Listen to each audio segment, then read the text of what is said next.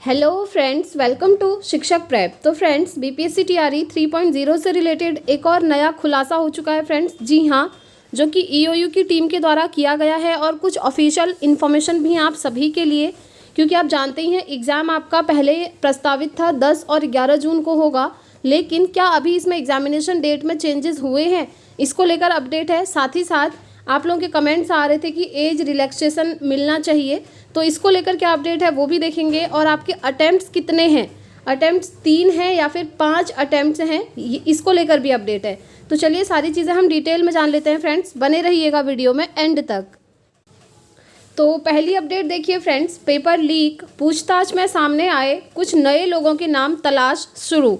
तो देखिए यहाँ पर आप जानते हैं जो आपका टीआरई 3 का पेपर लीक हुआ था उसमें ऑलरेडी कुछ लोग पकड़े जा चुके थे, लेकिन अभी ईओयू की टीम की पूछताछ जारी है, इसीलिए अभी कुछ अन्य लोग भी यहाँ पर पकड़े गए हैं। और देखिए यहाँ पर एक चीज़ और सामने आई है कि बिहार की शिक्षक भर्ती व यूपी सिपाही भर्ती के पेपर लीक में कई समानताएं हैं। कहने का मतलब ये है कि जिसने बीपीएससी टीआरई 3 का पेपर लीक करवाया उसी ने हो सकता है कि यूपी सिपाही भर्ती का पेपर भी लीक करवाया हो। तो चलिए थोड़ा सा डिटेल में इसको जानने की कोशिश करते हैं। शिक्षक भर्ती परीक्षा के पेपर लीक मामले में उज्जैन से गिरफ्तार आरोपितों से ईओयू की टीम पूछताछ कर रही है। रविवार शाम तक इन्हें वापस जेल भेज दिया जा सकता है। देखिए पहले इनको वहाँ से पकड़ के लाए थे उज्जैन से और यहाँ जेल में डाल दिया गया था, लेकिन अभी जेल से बाहर निकाल के इनसे पूछताछ की गई और उसके बाद इनको वापस से जेल में डाला जा सकता है, ये इन्फॉर्मेशन है। अन्य सदस्यों की तलाश अभी हो रही है। फिलहाल इनसे मुख्य सरगना के नाम पूछे जा रहे हैं। ठीक है, जो मेन मास्टरमाइंड है वो कौन है ये पूछा जा रहा है।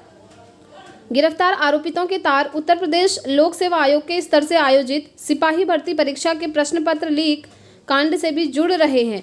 नालंदा के नगर नौसा का रहने वाला शिव कुमार उर्फ बिट्टू और पटना के खगौल का रहने वाला शुभम मंडल उर्फ शिवम का संबंध अंतर्राज्यीय प्रश्न पत्र लीक गिरोह से है।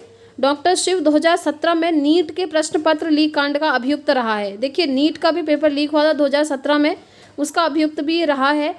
और साथ ही साथ मई 2017 में उस पर पत्रकार नगर थाने में प्राथमिकी भी दर्ज है।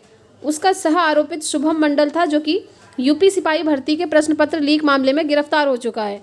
इस गिरोह के सदस्य उत्तर प्रदेश, देखिए कहाँ कहाँ है, झारखंड, उड़ीसा, पश्चिम बंगाल, इन सभी जगह हैं, जिनकी मदद से इन राज्यों की प्रतियोगी परीक्षाओं में फर्जीवाड़ा किया जाता है। बिहार की शिक्षक भर्ती और यूपी की सिपाही भर्ती परीक्षा के पेपर लीक में कई समानताएं देखने को मिली हैं। दोनों ही परीक्षाओं का प्रश्न पत्र जिस प्रिंटिंग प्रेस से पेपर छपवाया था दोनों का एक ही है। इनके अलावा शिक्षक अभ्यर्थियों की तरह सिपाही भर्ती परीक्षा के अभ्यर्थियों को भी सॉल्वर गैंग ने मोटी राशि देकर उत्तर उपलब्ध कराए थे। तो आप देख पा रहे होंगे उज्जैन से गिरफ्तार आरोपितों से ईओयू की टीम ने की पूछताछ। तो देखिए अभी पूछताछ जारी है और नई चीज़ें सामने निकल करके आ रही हैं, नए खुलासे हो रहे हैं।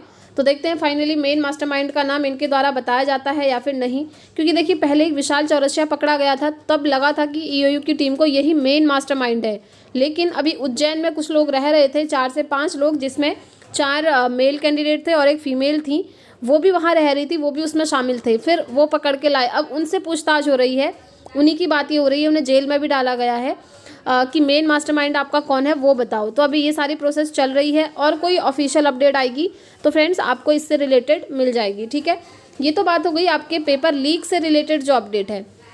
अब हम बात करते हैं फ्रेंड्स आपके एग्जामिनेशन डेट को लेकर, क्योंकि इतनी सारी चीज़ें अगर सामने आ रही हैं तो क्या एग्जामिनेशन डेट इतनी जल्दी जो निकली है उसमें होना पॉसिबल है या फिर नहीं है, ये आप लोगों के बहुत सारे क्वेश्चन आ रहे थे।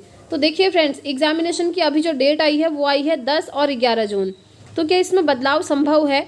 तो देखिए बदलाव होने की पॉसिबिलिटीज़ ना के बराबर हैं। ठीक है, आप ये मानकर चलिए कि पेपर आपका 10 और 11 जून में हो ही जाएगा। 10 जून को 1 to 5 और 6 to 8 का, और 11 जून को आपका 9, 10th और 11, 12th का एग्ज़ाम, ये डेट आई है और इसी को ध्यान में रखते हुए आप अपनी प्रिपरेशन करिए। बाकी हाँ, एग्जामिनेशन डेट में कुछ चेंजेस होंगे, उससे रिलेटेड कोई ऑफिशियल नोटिस आएगा तो आपको यहाँ से इन्फॉर्म कर दिया जाएगा। बट फिलहाल आपकी एग्जामिनेशन डेट यही है 10 और 11 जून। इसको ध्यान में रखते हुए आप अपनी प्रिपरेशन करते रहिएगा। ठीक है, इसमें कोई अभी तक चेंजेस नहीं हुआ है। अब हम बात करते हैं एज रिलैक्सेशन को लेकर, क्योंकि देखिए कल जो मैंने आप लोगों को अपडेट दी थी उसमें काफ़ी सारे स्टूडेंट्स पूछ रहे थे कि क्या अब एज रिलैक्सेशन मिलेगा या नहीं। तो देखिए TRE 3 में तो नहीं मिलेगा।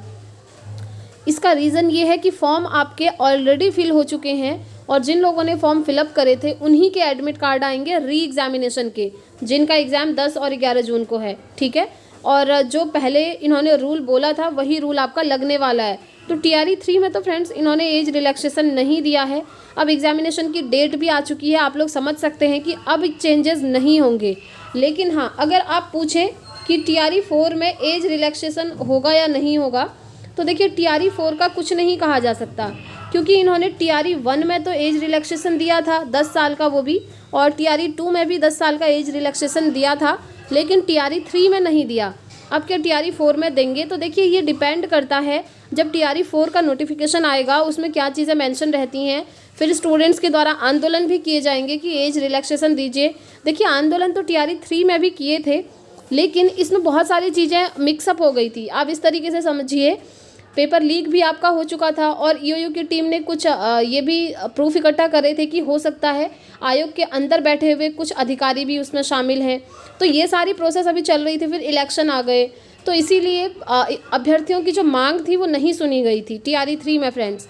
लेकिन जब TRE 4 का नोटिफिकेशन आएगा तो उसके अकॉर्डिंग देखा जाएगा कि एज रिलैक्सेशन को लेकर ये लोग नोटिफिकेशन में क्या देते हैं, ठीक है। TRE 4 का नोटिफिकेशन आएगा कब? ये आ जाएगा आपका जुलाई में, ये कन्फर्म है। अब आप कहेंगे इतनी जल्दी, तो जी हाँ, क्योंकि TRE 3 आपका, मैंने आपको बताया 10 और 11 जून को पेपर है और उसका रिज़ल्ट आपका जुलाई में आने वाला है। ये भी कंफर्म हो चुका है ऑफिशियली कि रिज़ल्ट हम जुलाई में दे देंगे। उसके बाद TRE 4 का नोटिफिकेशन भी आपका जुलाई में ही आ जाएगा और फिर इसका पेपर कब होगा? पेपर हो जाएगा अगस्त में, ठीक है। तो जब नोटिफिकेशन आएगा ना TRE 4 अगस्त वाला, तो उसमें क्या चीज़ें मेंशन रहती हैं वो हम देखेंगे, उसके अकॉर्डिंग ही चीज़ें सामने आएंगी एज रिलैक्सेशन को लेकर, ठीक हो गया। ये आपका एज रिलैक्सेशन का डाउट ख़त्म हो गया होगा। अब हम बात कर लेते हैं फ्रेंड्स, आप लोगों के द्वारा ही एक क्वेरी पूछी जा रही थी कि अटेम्प्ट्स कितने हैं, 5 हैं या फिर 3 हैं। इस चीज़ को लेकर बहुत सारे लोग अभी भी कन्फ्यूज़्ड हैं, क्योंकि काफ़ी सारे स्टूडेंट्स ऐसे हैं जिन्होंने TRE 1 का एग्ज़ाम भी दिया है, TRE 2 का भी दिया है, लेकिन कुछ रीज़न की वजह से उनका सिलेक्शन नहीं हो पाया है। तो वो समझ रहे हैं कि अब हमारा 3rd अटैम्प्ट है, इट मीन्स क्या ये हमारा लास्ट अटैम्प्ट है या फिर ये अटैम्प्ट बढ़ करके 5 हो चुके हैं। तो देखिए फ्रेंड्स, मैं अगर आपको रियलिटी बताऊं तो ये चीज़ ना BPSC ने खुद ही क्लियर नहीं करी है अभी तक। देखिए आप अलग अलग चैनल्स को देखते हैं यूट्यूब में, कोई आपको बताता है 5 अटैम्प्ट्स मिल रहे हैं, कोई आपको बताता है 3 अटैम्प्ट्स मिल रहे हैं। तो देखिए इन सारी चीज़ों से ना आप दूर रहा कीजिए, जो ऑफिशियल इन्फॉर्मेशन होती है उसी पर भरोसा कीजिए। जो नोटिफिकेशन आया है TRE 3 का, उसमें तो क्लियरली मेंशन है कि आपको 3 अटैम्प्ट्स दिए जाएंगे, लेकिन BPSC ने अभी तक कुछ भी क्लियर नहीं करा है। क्योंकि देखिए 5 अटैम्प्ट्स होने की बात बीच में हो रही थी, मीटिंग भी हो रही थी, उस पर मुहर भी लग गई थी, लेकिन ऑफिशियल नोटिस जो है BPSC ने नहीं निकाला कि 5 अटैम्प्ट्स आपके कर दिए गए हैं। अब ये मामला भी फंसा हुआ है। तो मैं आप लोगों को एक सजेशन दूंगी, अगर आप में से कुछ स्टूडेंट्स का ये 3rd अटैम्प्ट है तो एग्ज़ाम ज़रूर दीजिएगा, क्योंकि पॉसिबिलिटीज़ हैं कि आपके अटैम्प्ट्स 5 कर दिए जाएँ। पूरी पॉसिबिलिटीज़ हैं, आप ये मानकर चलिए, लेकिन अभी तक ऑफिशियल नोटिस आया नहीं है, ठीक है। जैसे ही कुछ भी इन्फॉर्मेशन आती है तो आपको इन्फॉर्म कर दिया जाएगा। तो अभी ये चीज़ें चल रही हैं, इसलिए आप लोग ये सब छोड़िए कि 3 अटैम्प्ट्स हैं, 5 अटैम्प्ट्स हैं, मेरा लास्ट है, मेरा फर्स्ट अटैम्प्ट है।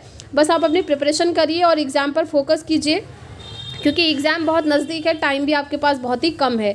और अटैम्प्ट काउंट कैसे होंगे, इसको लेकर भी कन्फ्यूज़न था। तो देखिए अटैम्प्ट्स आपके ऐसा होगा ना, हर लेवल पर जब आप 3 बार एग्ज़ाम दे चुके होंगे तब आपके 3 अटैम्प्ट्स होंगे। लाइक जैसे 1 to 5 में अगर आप 3 बार एग्ज़ाम दे चुके हैं तो आपके 1 to 5 के 3 अटैम्प्ट्स हो गए। उसके बाद 6 to 8 में अगर आप 3 बार एग्ज़ाम दे चुके हैं तो आपके 6 to 8 के 3 अटैम्प्ट्स कंप्लीट हो गए। ऐसे ही अगर आप 9th 10th में 3 बार एग्ज़ाम दे चुके हैं तो 9th 10th के अटैम्प्ट हो गए। ऐसे ही 11th 12th में अगर आप 3 बार एग्ज़ाम दे चुके हैं तो फिर 11th 12th के ही अटैम्प्ट्स आपके कंप्लीट हो जाएंगे। इस तरीके से अटैम्प्ट काउंट होगा।